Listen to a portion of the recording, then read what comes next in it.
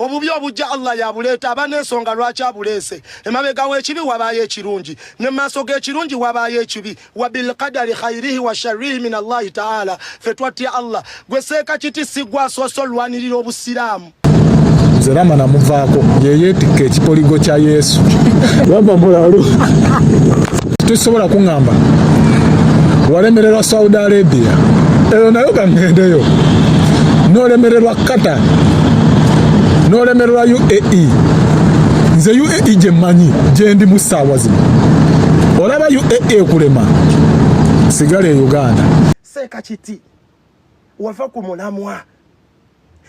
mulamwa Sheikh Kiti Sheikh Kiti wayina omulamu omulungi ogw'obusiraamu gwe wali oyogerako ng'ovaayo wano n'obuulira abasiraamu bannange mudde eri Katonda mulekerawo okusinza amasanamu bana abasinza amasanamu amayembe bano ne bavaayo ne batandika okugamba Sheikh Kiti lekerawo okuvumirira ebyobuwangwa byaffe n'ova ku mulamwa olwokuba bakugamba mbulekera ovumirira ebyobuwangwa n'otandika bannange bennasobya mu nsonyiwe nga weetondera olwokuba abantu obagambye amazima ne bagamba ove ku masanamu gaabwe kuva dinga Qur'ani yeetondera omushiriku gwe Sheikh Kiti Enda kusooka okutwala omukisa guno okwebaza muganda wange Nyondo Media era nga yakoze wano Uganda kye tuyita Nyondo Estate Experts mutunzi wa mataka kati tagenda kudda Dubai agenda kuddayo by the way kukosa ncha asobola kubeera Dubai nebaza mwami Roja mwebali kubeera na mutima mulungi ala ni abantu abo bambeerera we Dubai gwange bambi atuyene YouTube channel simanyi oba akyabiriko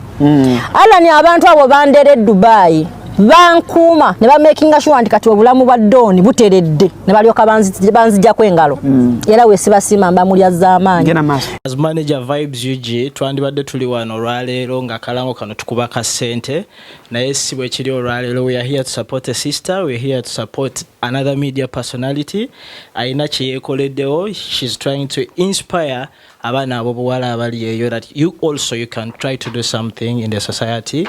Nyondo Gilim kyekizigo kyeyakoze kizigo kirungi nnyo fenna abali wano atuwadde ka package tugende tukagezese so gwe wena ali eyo if you're looking out for something ekyokwesiiga ekizigo ekirungi Nyondo kozi kyesitamanyi oba ayina akabasajja oba akabakazi naye oba oli mukazi oba oli musajja ndoza fenna katukolako kangende ngezesa akange Nyondo Media bale kutukyaza. Everyone out there, please go support Nyondo Gilim kekaloshon yakamaanyi kanokolaba. Thank you. Assalamu alaikum wa rahmatullahi wa barakatuh. Mukulu Sulaimani. Wa alaikum assalamu wa rahmatullahi wa barakatuh. Sulaimani. Bikuta mukira gwante. Namberi nyasi. Mutabani wa mama Kasulu. Lwaki oli salako? Nehe. Swamu kiri mu lulimi she. Swamu lulimi Luwarabu. Ngekutwala eddoboozi liri wansi oyogera mpola teriwulikika abasiraamu disappointinga zijikira akaseera kali nakujjako interview twali wali eri nga eddoboozi liri mu bbanga ng'okasuka naye kati wa alaikum salaam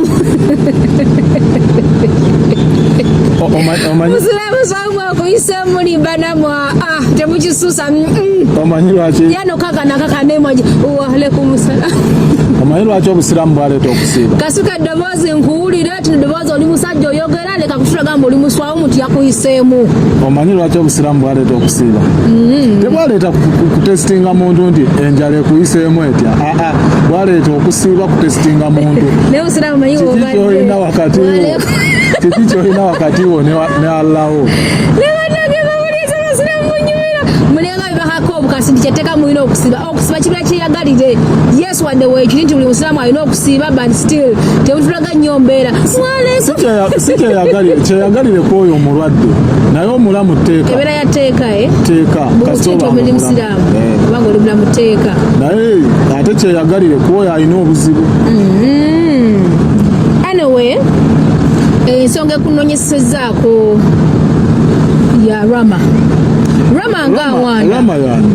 Rama Wandarz mwana wa TikTok ne Rama Wandarz awanda ine gabye wanze nga aweereza Sheikh Kiti abaana nga tebatya abakulu bamanyi ba musabo ogambe yani Rama Wandarz erinnya lye ekikoli manyi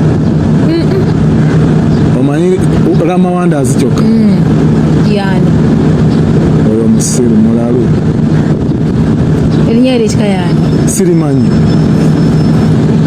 awandirani Rama Wandarz awandirani Rama Wandarz Sheikh Kiti kati Sheikh Kiti manya amanya ge gonna yani Sheikh Burhan Kiti Sheikh Burhan Muslim Kiti amanya ashatu Rama tumanyiko Rama yekka anti agala kubeyanjulira agwa amanya agamu representinga muli balogo Rama Seka bamuwadde emmotoka era nga bamusiima omulimu gwa Allah gwakola eri abaddu ba Allah nabirabyekawo byonna wabeera buli kimu ekigenda mu maaso then Rama n'avaayo si mumativu na nsonga ya Sheikh Kiti engeri yalaga agamba nti agatika eddiini agatta politics n'eddiini ate Rama nga yagamba ebintu ebyo ebibiri byanjawulo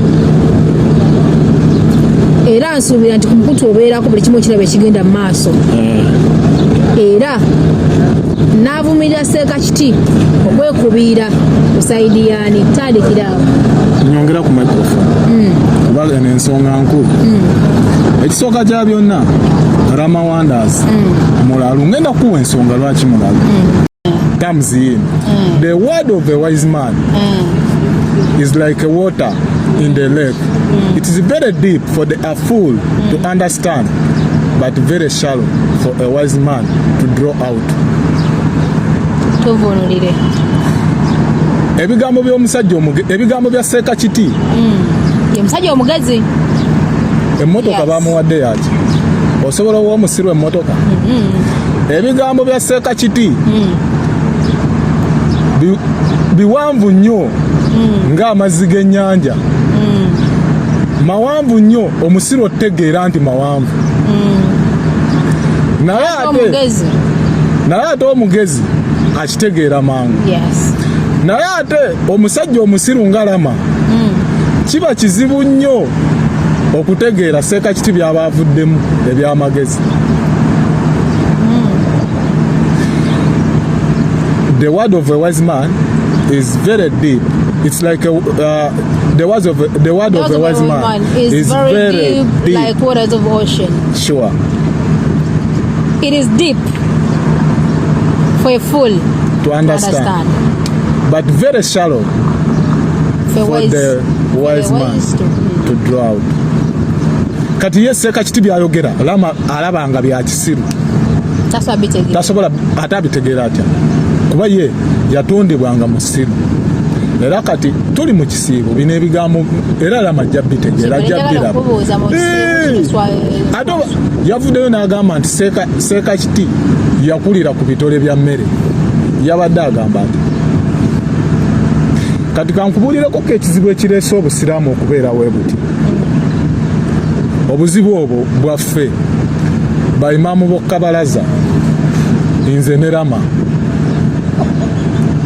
imaamu w'okkabalaza omumanyi engeri gy'oti ali musiraamu kankumenyeremu imaamu w'okkabalaza imaamu w'okkabalaza ye muntu asomayo hadisi 2 n'akwatayo aya za Qur'ani nga 14 wamala ozikwata ezo asooka n'asoma ya salunaye n'agenda ku juzu amma wabimala ebyo n'akwatayo aya za Qur'ani nga 3-5 n'hadisi 17 n'atandika okugamba okusomesa abasiraamu yeffe ne Rama bwebwe obuzibu bwe tulina webale nnyo ng'ate twagala okusomesa abamanyi Rama omumanyi bulungi okulya amagi Rama omumanyi ate Sheikh Kiti kati okkiriza nti Rama musiru mulalu tategeera oba tokkiriza semukeberangako kati nkukkiriza nti mulalu nzikirizisa kati singa bakwata wali kaluumu nga gwoli eno totegedde ne bakwata kaluumu ne bateekamu Sheikh Kiti ne Rama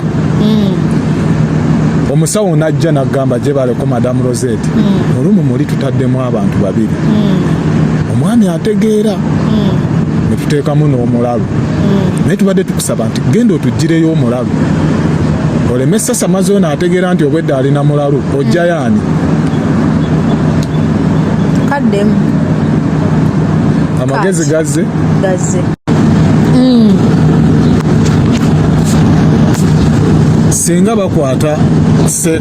singa bakwata Rama Wandarz ne Sheikh Kiti anti ongambye nkukkirizise watya womanyira nti Rama mulalu singa bakwata Sheikh Kiti ne Rama Wandarz ne babateeka mu kalumu ak'enjawulo akakolido omusawo n'ajja n'agamba nti Madamu Rozet tubadde tukusaba genda mu luumu eyo otugiremu omuntu omulalu tumutaddemu n'omusajja obuvunaanyizibwa ategeera naye omulalu mugjeeyo mpola oleme kusasamaza omulamu alimu nga bataddemu Rama ne Sheikh Kiti ojjayo ani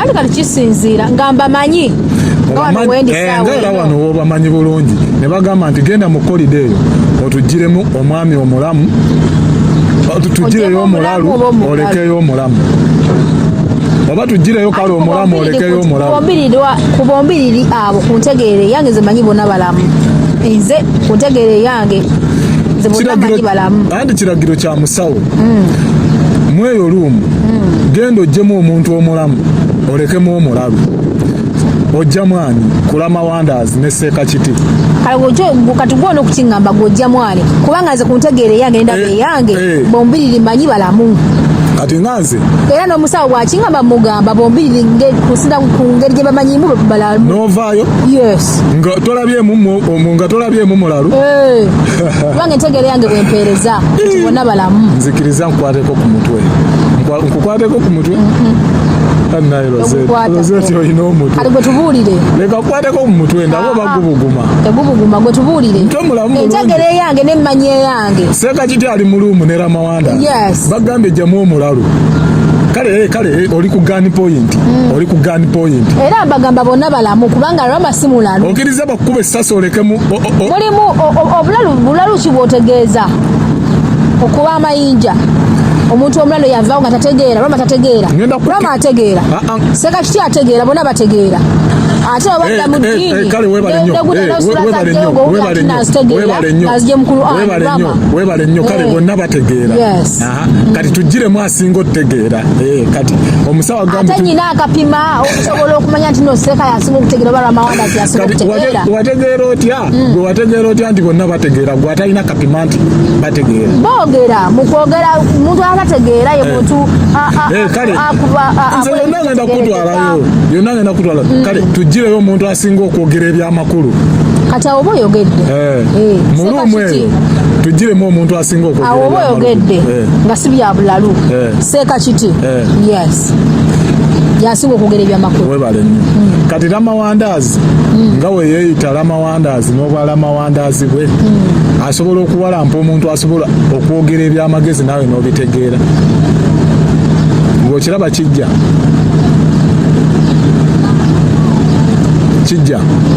wosikaasika Rozet oli maama wa ggwanga mu mikwano gye nnina ne Dubai oli ku mwanjo era wenfuna obuzibu nsooka kujjayo simu ya Rozet nenzijjayo ya Sheikh wange Umaru emikwano gyange abalala nga njagala okwanjawa n'ensonga ku media bwe bakuwa interview nga nze wozze okunzijako ne bateekawo abantu babiri nti londako kwaba abaami ababiri ku Rama ne Sheikh Kiti tugireko ku muntu omu interview ojja ku Rama n'olekawo Sheikh Kiti ekyo kiba kiraga nti Rama Wandarz ali ku kiti kya wansi nnyo ngende kimuyisa mulalu ate ensonga lwaki mulalu wali owuliddeko Rama nga awemula wali owuliddeko Sheikh Kiti nga awemula oyo mulamu buli awemula abeera mulalu ate kati omuntu atali mulalu kyekikuwemuza nze nja kufulufiga mulamu omutwe mulamu nze ayogedde gwe tolina buzibu nze ayogedde gwe kyenkwagala mu mazima gwe tofaayo towalampa abantu nze ayogedde tuli mu kwogera mazima fulufiga mulamu bulungi fulufiga si mulamu awemula tawemula kiwemula kati Rama Wandarz ali mu category ya full figure. Kati Rama Wandarz alina kwogera ku full figure. They are in same circles. Utaina kulinyira kiti. Kati kankuweka enjawulo endala ku ebyo. Rama Wandarz alinga omunya. Kangambe Rama Wandarz munya. Sheikh Kiti is a crocodile. Omunya kye ki mu Luzungu? Lizard. Rama Wandarz is a lizard. Sheikh Kiti is a crocodile. Omusajja omugezi yavayo n'agamba nti when a lizard sit on the water on the river bank, it will never be a crocodile. Kati Rama Wandarz atudde ku mugga yalowooza asobola obeera ggoonya, tasobola. Is a lizard. Oli Sheikh Kiti gwaliko ggoonya. Amagezi gazze gatandise. Alhamdulillahi rabbil alamin. Kakati ye kye yeekwata Rama Wandarz agamba nti Sheikh Kiti ajja obusiraamu mu politics oba ajja politics mu message. Bayagamba ebibiri byanjawulo. Dini politics byanjawulo. Lwakuba audio eyo sigiina. Nabadde mpulirizaako imaamu Kyeyune yabadde alina ebigambo byali mu kusomesa. Abanajagala bajja kujja ku account yange Sula Bikuta nja sharinga nabo. Obusiraamu teri kye butasomesaako. Okumanya obusiraamu bwatwagala nnyo obadde okimanyi kano kankogera empola. Obadde okimanyi nti obusiraamu bwatuyigiriza bate tubeera ne bakyala baffe mu buliri. N'ebitundu bye tulina okusanyukiramu. Nga kya butonde kiri muntu akimanyi. Kati obusiraamu busomese ku kintu ng'ekyo ne butuyigiriza engeri watya gye tugenda emanju ne tukozesaamu latrines and toilets. Kati ne bugaana okwogera ku politics. Tugambe nti politics ali haramu nnyo ku busiraamu. Mu Qur'an mwali obusiraamu anti kati obusiraamu obusiraamu bulamuzibwa ebintu bisatu. Waliwo aya ezo ze aya za Qur'an biba bigambo bya Allah subhanahu wa ta'ala nga yabyogera. Nebayo hadith era wetugenda aya webula ne baga nti aya teriiwo tugenda mu hadith bye bigambo bya Nabbi subhanahu wa ta'ala byayogera sallallahu alayhi wa sallam. Webibula nga tugenda mu bigambo abamanyi be baliwa ba Imam Ibn Hanifa ba Imam b'obusiraamu Imam Ahmad Ambal nga tuvaayo nga tunoonya mu bitabo byabwe. Kati kyogamba nti abo bonna tebayogerako obufuzi obusiraamu nga butuyigiriza engeri watya woyina ofuga ola butuyigiriza watya woyina ofugamu wakaawe oweeyisaamu ne mukyala we n'abaana be. Kati ate abaana Seka waba avuddeyo n'agamba nti ya Rabbi gavumenti temukuba bantu because bantu ze gavumenti kiwamba bantu nga kisusse. Obusiraamu tebukikkiriza. Obusiraamu bukkirizibwa okuba omuntu okutulugunyizibwa kukkirizibwa. Rama kale ye Rama ye urama gwe tulina ye mmanya gwe tulina abayogera ku busiraamu. Kati kambuuze Rama obusiraamu bukkiriza okuwamba omuntu bukkiriza okutta omuntu atalina musango. Kati Seka wabanga avuddeyo nga yalina eddoboozi erisobola okugamba ku kiriwo mu ggwanga ate nga yalina okukikola. Awaliwo ne weyayombedde awo n'agamba lwali tula wakati wa n'agamba Seka ayinza ty okuwolereza ate omuntu atali musiraamu. Weebale nnyo weebalire ddala. Ekyo ekibuuzo nkyagadde nnyo okuba gye mbadde ngenda. Kati tugambe nti Rama Wandarz ye talina sayidi gy'awolereza akola bwa nnamunigina. Kituufu alamuza busiraamu bwennyini. Tetumulabangako wasale. Kati ye lwaki agenda mu byobufuzi? Ye lwaki omuntu wawangula akalulu wonna wakawangudde waba alayira awanika Qur'an? Lwaki Rama Wandarz tagenda ne bawanikayo ye?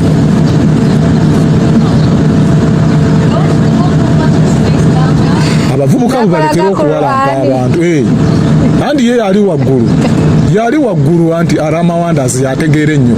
Lwaki tagenda ne bawanikayo ne bagamba yes nze Nalukoola ng'asitudde Rama Wandarz gwe neesize okulamuza buli kimu nga sikakiddwa. Lwaki bawanikayo Qur'an si kitabo kya busiraamu oba Ramaga kikolebwa mu bumenyi bw'amateeka mu butali butuufu watya atuwa obwino tetwagala ebyo bintu byakusiika lumonde ku street. Seeka wa kabalaza obule ne butukutte tuwumbewumbe Rama otula mu kamera omuwe message esembayo nga tumaliriza olwakadde nga tumaliriza ensonga eno. Rama Wandarz soko kakkane ejjoogo lyo lisibeeko buli kimu bakisibako. Ffe twali tulabyeko abantu abajooga edduniya. Nze naye nali njooga nze ku ssomero gye nasomera gendayo Kasana Vocation School buli omu yali ammanyi mutabani wa mama kujooga ng'oyo Rama wajooga abantu. Nze nali njooga ng'oli agula paani we ne mutuulako ne mulya chapati oguze ebbaga biki ayo nenkujerega nengalaba ono omujega twakalaba chapati ey'ebitaano naye otuuka ne weebuulirira kuba enense tukula egunjuza muliro kati ate ensi we yatuuka tegunjuza muliro egunjuza masasi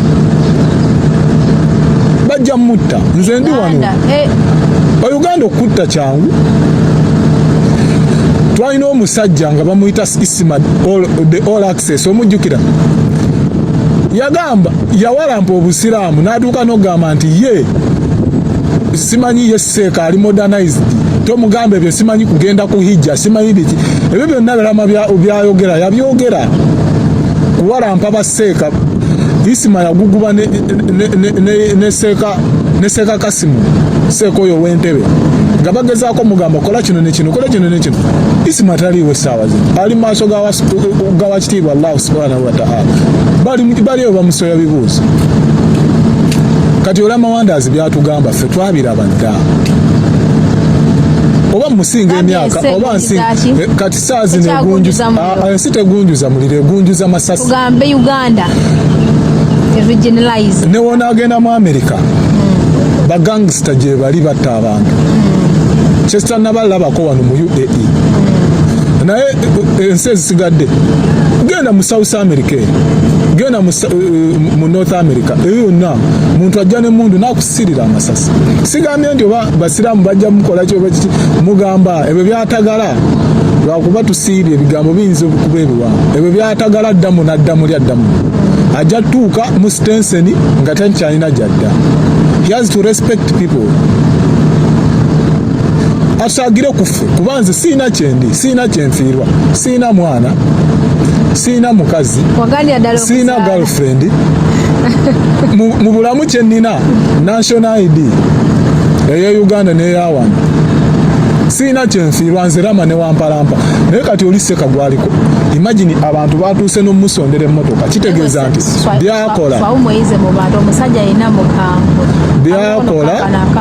byakola abantu babisiima. Eriyo atayagala Seeka Kiti Uganda awo Rozet tomwagala mwagala kati Rama yaani Rama ate kyomera batama abiri ayinza okubanga ye byakola Rama tebimusanyusa. Ekumi teryagala omu ate likyawo obadde okimanyi nti ffe tuli wano tutwererejja ne ku Rama naye Seeka Kiti ayinza okubanga tamanyi nti ne Rama amwogerako. Lwaki? Waliwo Seeka yabadde asomesa n'agamba nti waliwo enjuki zaava gye zivudde kuba enjuki byebimu ku biwuka ebikola simanyi bagiyita batya eyo mu Luzungu movement from one place to another oba bagiyita batya mu Luzungu migration. Zaava ku muti gye gwali ne zigenda ku muti omulala kati we zaatuuka ku muti ogwo omulala ne ziwangaalako ebbanga ddene nnyo kati ne zituuka ekiseera nga zifunye omuti omulala ow'okugenda ne zigenda zitegeeza omuti nti weenyweze tukuvaako tugenda. Omuti ne gugamba enjuki ezo nti omanyi bulijjo muli kuno naye nga simanyi nti bulijjo kwemuli. Kati tuyinza okubaano nga tuli mu kusimikira ku Rama amannyo ne Seeka Kiti naye nga Seeka Kiti tamanyi nti Rama amwogerako. Lwaki? Oli ali ku mirimu gya ggwanga. Kati olaba nze atalaba Rama byayogedde bimalako nze atabiraba era olaba asesebuse singa nsikulolinga essimu yange kati Sheikh Kiti nze omuwejjere ekigambo muwejjere okimanyi fukara kuba okubeera omunaku kalekaleko dani okubeera omuwejjere nze omuwejjere siraba bintu bya Rama byayogera kati Sheikh Kiti anyway ebigambo ndoza itala gyosibiridde Rama bagamba one word is enough. A wise person ndoza kimala akendeze eddalu mulalu bambi yeetaaga nagenda ali depressed kuba kati tosobola kuŋŋamba walemererwa Saudi Arabia eyo nayo kangendeyo n'olemererwa Qatar n'olemererwa UAE nze UAE gye mmanyi gye ndi mu ssaawa zino olaba UAE kulema sigala e Uganda sigenda kwongerako era kamalirize UAE Rozet wekulemanga dewammwe Uganda tutabanangamba ate simanyi ogenda Juba kuba UAE wekulema Juba bagenda kukuttira mu ssaawa ezi sirabangako nsi erina peace ebirala byonna nze sigiwagira but peaceful country UAE is among them naye olaba bakutikka ne bakujja mu UAE n'ogenda nze Rama namuvaako yeyeetikka ekipoligo kya Yesu. Assalamu alaikum warahmatullahi wabarakatuh. Wa alaikum salamu warahmatullahi wabarakatuh. Rama mulalu.